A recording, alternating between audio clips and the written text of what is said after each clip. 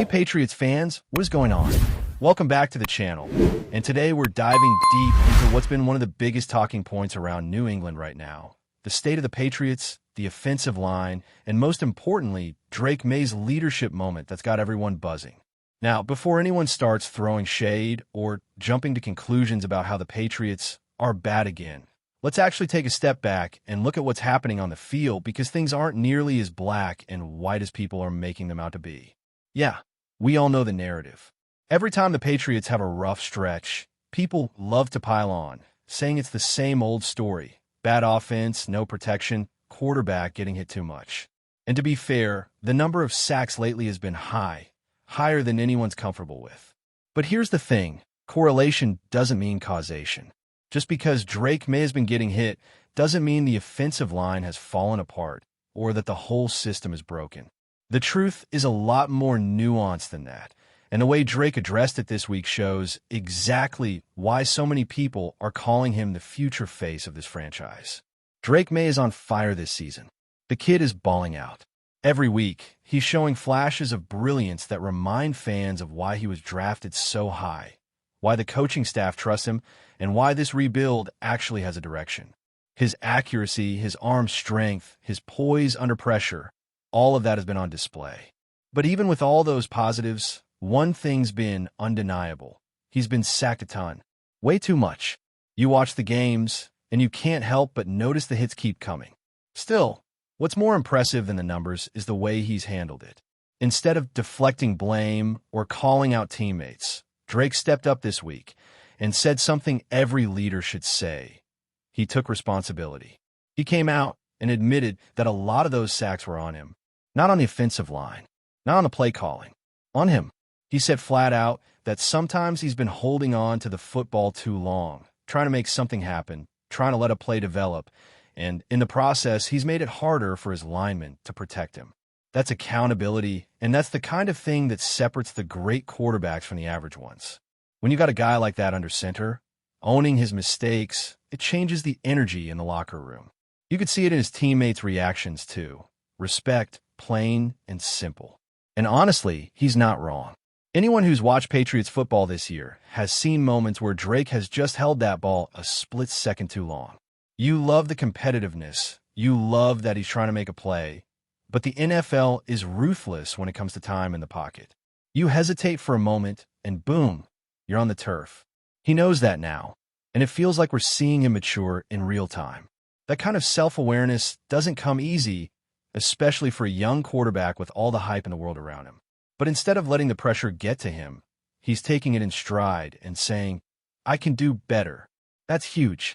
And this couldn't be happening at a better time because, let's be real, the Patriots have a tough matchup ahead against Tampa Bay.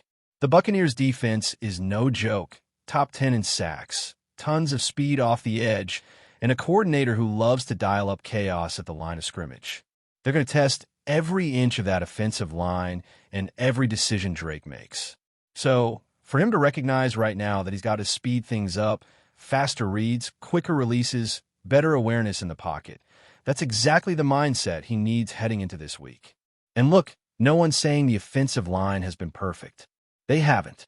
There have been some ugly moments, missed assignments, and blown protections, especially on those stunts where defenders twist across the line and attack the A-gap.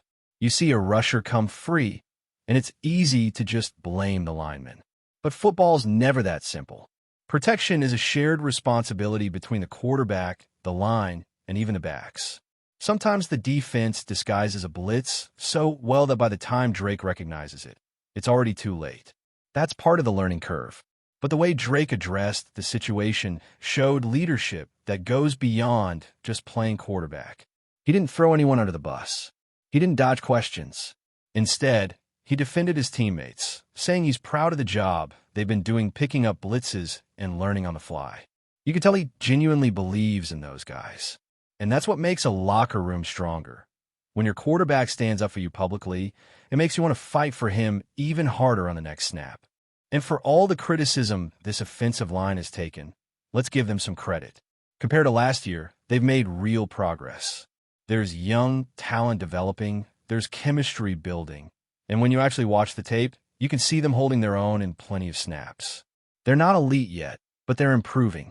The problem is that the sacks overshadow everything else. When the quarterback gets hit, nobody remembers the 10 clean pockets before that. It's all about the last play, the last mistake, the last hit. Still, Drake taking accountability could be the turning point. Because now he's aware. He's realizing that sometimes the smart play isn't the flashy one. Rolling out and throwing the ball away might not make the highlight reel, but it saves yardage, it keeps you healthy, and it keeps drives alive. The greats understand that. You don't always need to be the hero on every down. And for a second-year quarterback to already grasp that, that's growth. That's experience talking. So when he steps onto the field this Sunday, I expect to see a different version of Drake Maye. One who's quicker in his decision-making, one who trusts his reads, one who doesn't hesitate to just get rid of the ball and live to fight another down. Because that's how you build consistency. That's how you stay upright. That's how you win games in this league. And let's be honest, this entire situation has been a great test for the team as a whole. The Patriots are in that stage where every little thing gets magnified. Every sack becomes a talking point. Every win or loss turns into a debate about the future of the franchise. But if you look past the noise, you can see something real building here. You can see growth, maturity, and accountability taking root. That's the kind of stuff that doesn't show up in stat sheets, but makes a huge difference by the end of the season. Now, one stat that did stand out, though, and this really puts things into perspective, is that the Patriots have given up 15 sacks in their last 11 quarters. That's wild. That's a lot of hits in a short amount of time. But again, that's why this week's comment from Drake hit so hard. He's not just acknowledging the problem, he's owning it. That's leadership. That's exactly what you want to see from your young quarterback heading into a tough matchup. So while everyone else is out there saying the Patriots are doomed or that the line's a disaster, the truth is more complicated. This is a young team finding its rhythm, a quarterback figuring out the balance between aggression and discipline, and a locker room that's clearly buying into a culture of accountability. That's not a sign of a team falling apart. That's a sign of a team growing. And honestly, watching Drake step up like this gives fans a reason to be excited again. Because it's not just about numbers or stats. It's about attitude. It's about leadership. It's about building something real. This is the kind of stuff that lays the foundation for future success, and it's happening right in front of us. And speaking of growth, let's talk about some of the moves New England's been making behind the scenes. Because while everyone's been focused on the offensive line drama in Drake's comments, the front office has quietly been working to fine-tune this roster. Nothing earth-shattering, nothing that's going to dominate national headlines, but the kind of subtle adjustments that say a lot about where the organization's mindset is right now.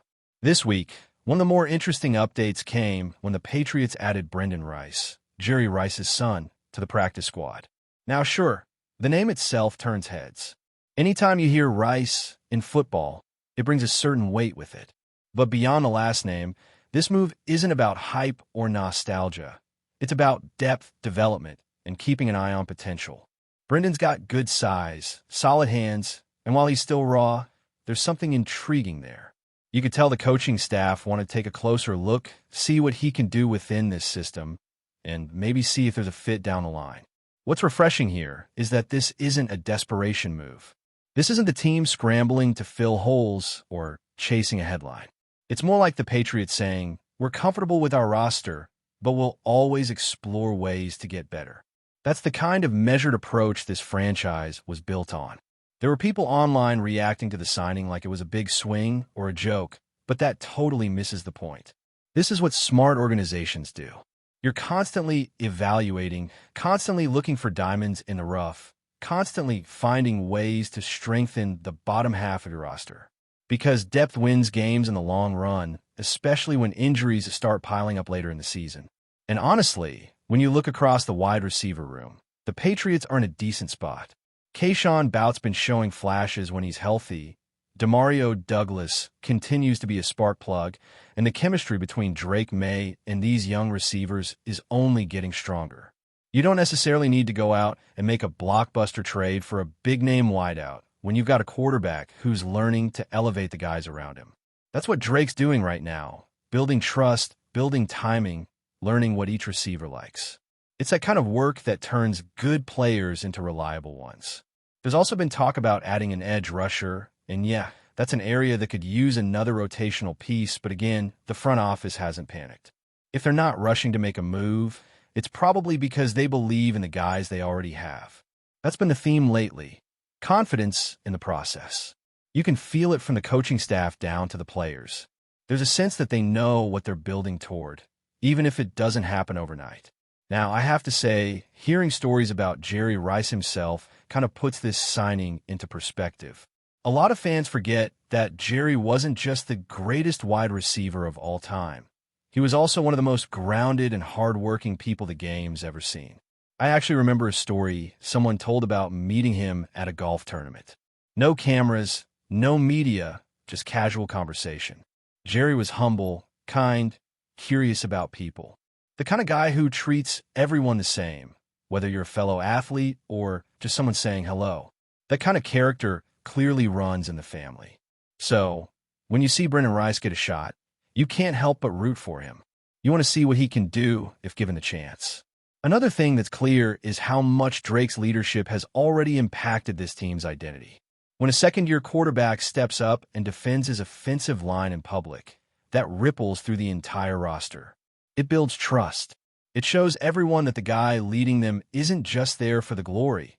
He's there for the grind.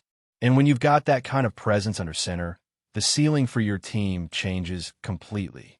Before we continue, don't forget to subscribe to Patriots Hub and give this video a like. Your support helps us keep delivering the latest updates on our New England Patriots. And don't be shy. Share your thoughts on the news in the comments below. Rumors are swirling in Foxboro after what some are calling one of the most contentious moments of the season. According to insiders, Patriots quarterback Drake Maye reportedly asked for a fourth-down play late in the third quarter, only to have head coach Mike VRABEL veto it in a move that sent the sideline into chaos. Witnesses say the disagreement was so heated that it left teammates visibly unsettled, sparking whispers of a potential locker room rift. The incident, which occurred during a critical drive, has quickly become the talk of the league. Sources claim Maye, who has shown flashes of brilliance this season, felt confident that a bold call on fourth down could have shifted momentum in New England's favor. VRABEL, however, appeared to have a different vision, sticking to his game plan and opting for a more conservative approach. The clash, observers say, escalated beyond the usual in-game disagreements, with heated exchanges reportedly spilling onto the sidelines and drawing attention from fans and commentators alike. Analysts are already speculating about the potential ramifications for the Patriots. Some insiders suggest that this may mark the beginning of a larger conflict between Maye and VRABEL, with questions arising about the quarterback's autonomy and the coaching staff's willingness to adapt. Others, however, caution against reading too much into a single moment, noting that tensions flare in high-pressure games and that VRABEL's leadership style has always leaned towards strict control over play calling. Still, the optics are troubling. Teammates have been seen gesturing and arguing on the sideline, while social media erupted with clips and commentary about the moment. Sports writers and fans alike are debating whether this disagreement was simply a case of differing philosophies or a sign of a deeper crisis within the Patriots locker room. As the team prepares for its next matchup, all eyes will be on how Maye and VRABEL navigate this tense dynamic, with some suggesting that the drama could influence future game plans, or even the season's trajectory. One thing is clear: what happened on that sideline has ignited speculation, and the Patriots franchise may now be facing questions off the field as much as on it. Whether this moment will pass as a heated exchange or develop into a genuine internal crisis remains to be seen, but for now, the rumor mill in New England is running hotter than ever. That's it for this update. If you enjoyed the video and want to stay updated with exclusive news about our New England Patriots, be sure to subscribe to Patriots Hub and hit that like button. We can't wait to hear your thoughts in the comments. See you in the next video.